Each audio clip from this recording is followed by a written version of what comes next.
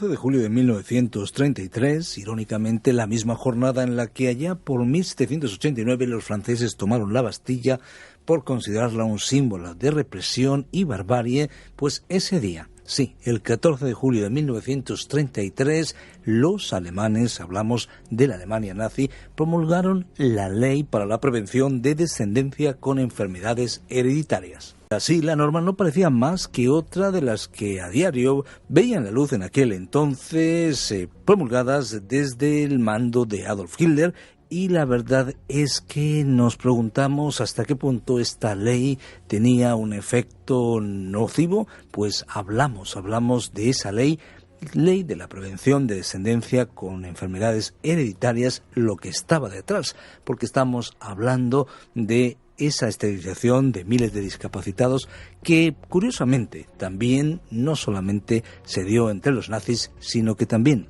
es el vergonzoso secreto de Estados Unidos. Hablamos de... Para aclarar los interrogantes de lo que en su momento se habló, sí se denominó eugenesia, para hablar de todo esto, tanto en el caso de los nazis como en el caso de los norteamericanos, tenemos a Shai Shemer, nuestro experto en historia, uno de nuestros expertos y colaboradores de Enigmas de la Historia y de Radio Encuentro, Radio Cadena de Vida, de una manera más amplia. ¿Qué tal, Shai? ¿Cómo estás? Hablamos de un tema complicado, complejo, cómo el ser humano puede intentar llevar a la práctica lo que sería un poco la supervivencia de la especie, bueno, de los más fuertes frente a los más débiles, pero de una manera intencional. Bueno, claro, la eugenesia o el eugenismo no es algo nuevo, no es algo que digamos podemos decir que es propio del tiempo contemporáneo. La misma naturaleza hace su selección natural de lo más débil o lo más deforme, o lo que digamos está cojo de una pata, por decir así, lo que no puede avanzar a ciertos ritmos que impone la naturaleza.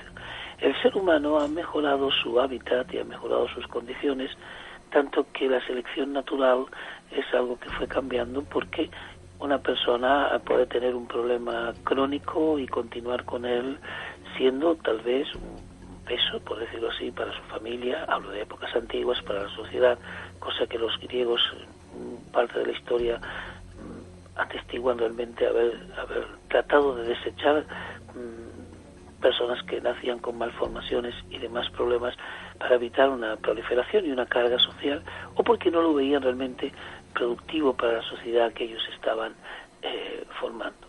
A lo largo de los siglos hubo selecciones, digamos, naturales, epidemias, guerras que no eran tan naturales, pero no se podían erradicar las malformaciones, las debilidades, los nacimientos ya con problemas congénitos, no se conocía tampoco cómo tratarlo.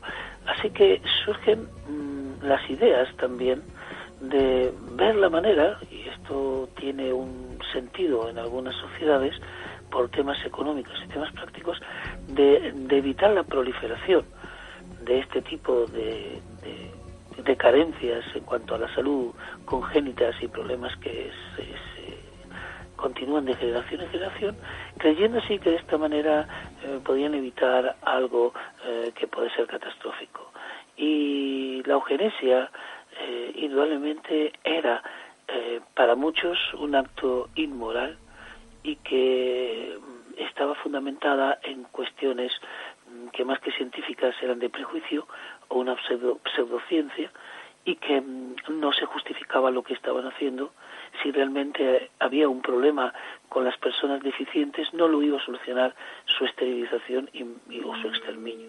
Así que, de alguna manera, este genocidio, primeramente represión física hasta la muerte, o esterilización, o cortar los medios o impedir los medios de su reproducción, no tenían una base científica, y sin embargo científicos escribieron asiduamente sobre esto, y en el siglo XX, como bien se ha dicho, es quien acopia estas doctrinas, es fundamentalmente la ideología nazi, que lo lleva a su esplendor para ellos realizando eugenesia previos al desencadenamiento de la Segunda Guerra Mundial de miles de personas, y ese movimiento fue previo a lo que iba a venir después en los campos de concentración, que fue mucho más catastrófico, y llegaron también a 6 millones de judíos, casi 1 millón de gitanos y demás, en una forma de purificar.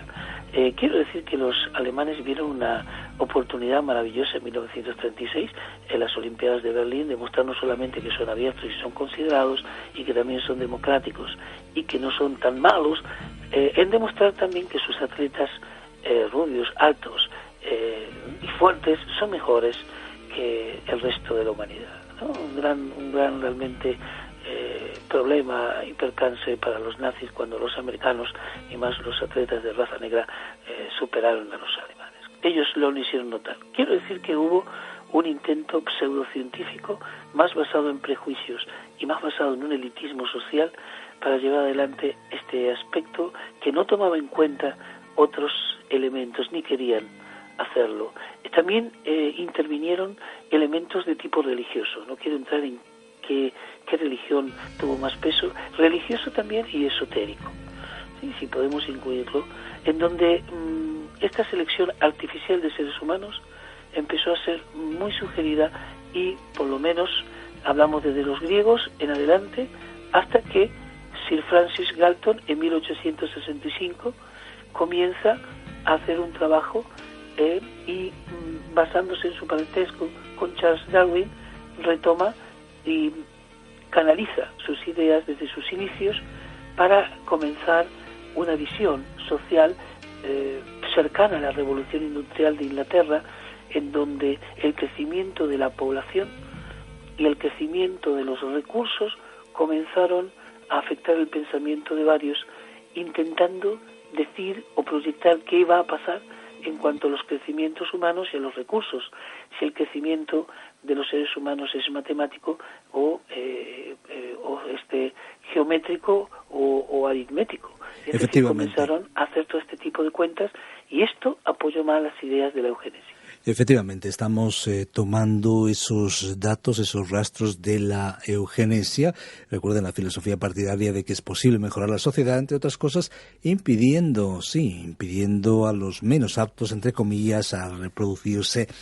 Pero pongamos los datos sobre la mesa. Por un lado está esa ley del 14 de julio de 1933, ley para la prevención de descendencia con enfermedades hereditarias, que llevó a Adolf Hitler a aplicarlo, esterilizando voluntariamente o por la fuerza a aquellos que ellos consideraban no aptos, aquellos discapacitados. Por un tribunal de expertos serán considerados así, y a partir de ahí intentaban evitar lo que ellos consideraban la degeneración de la raza aria. Así que son datos, por un lado, que ponemos sobre la mesa con esos orígenes oscuros, por otro lado con esa tendencia y esa perspectiva de siglos atrás, pero hablamos de 2 siglos constatados de eugenesia en la historia, y hablamos de ese precedente. Hoy nos acercamos a un misterio para algunos, enigma para otros, y es el vergonzoso secreto de Estados Unidos, la esterilización de miles de discapacitados antes que los nazis.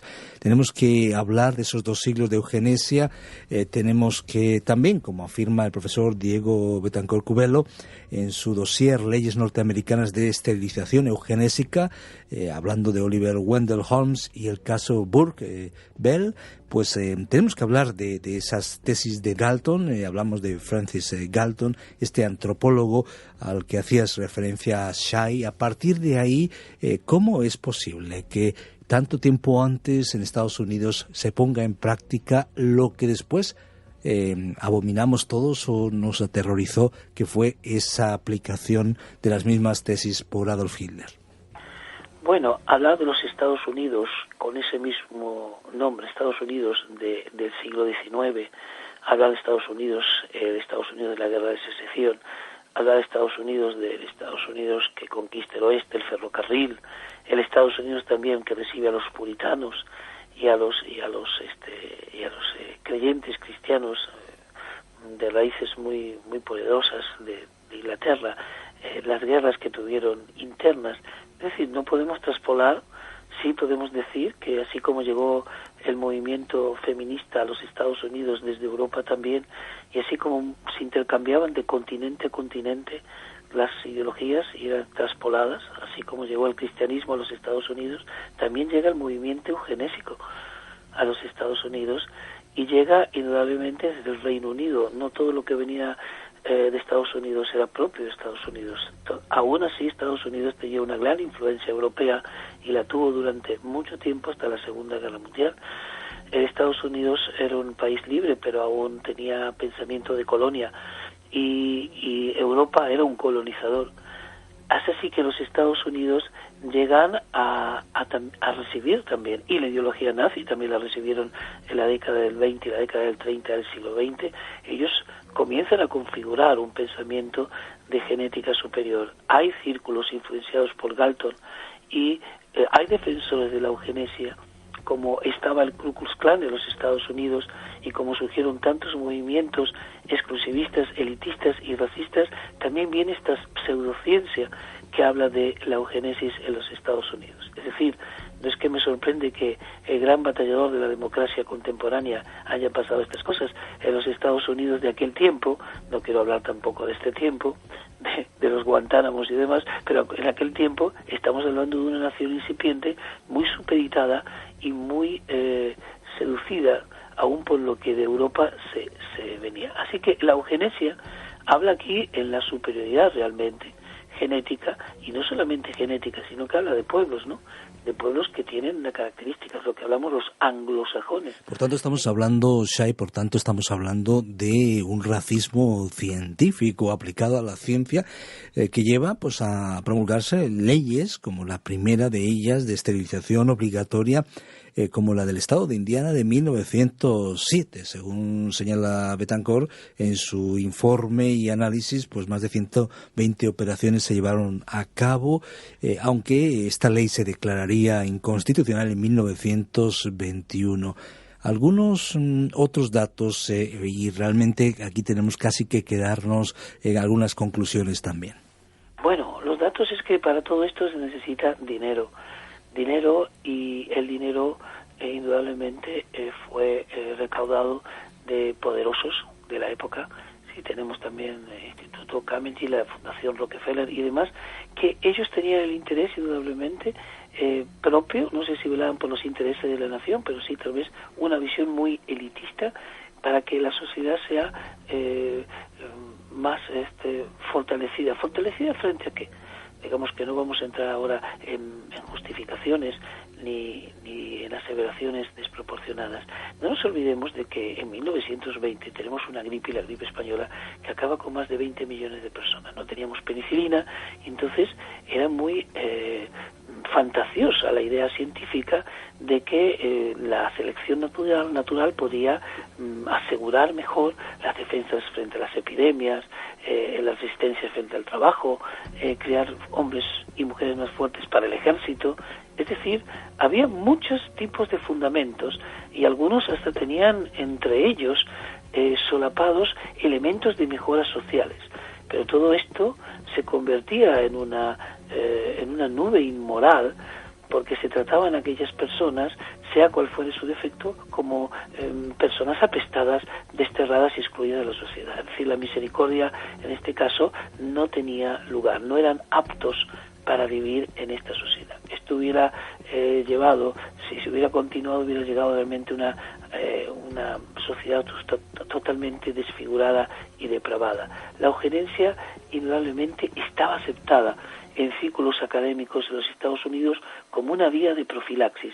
No hablaban de los métodos, no hablaban de si iban a ser salvajes o no, tal vez no hubieran aprobado lo que Hitler hizo, de la manera en que lo hizo, de la manera también que lo incentivaba y cómo lo respaldaba y sobre qué bases lo tenía solventado, pero la eugenesia sí era aceptada por las comunidades de la academia estadounidense. Hablamos de la década del 30 ya, y por supuesto que estaba fundamentada en cursos con créditos universitarios, en donde en esas escuelas se hablaba de eugenesia como un estudio o como una posible vía de profilaxis de la sociedad, en un país donde existía la censura, existía también la ley seca, Se estaba luchando contra el whisky, pero no se estaba luchando contra la eugenesia.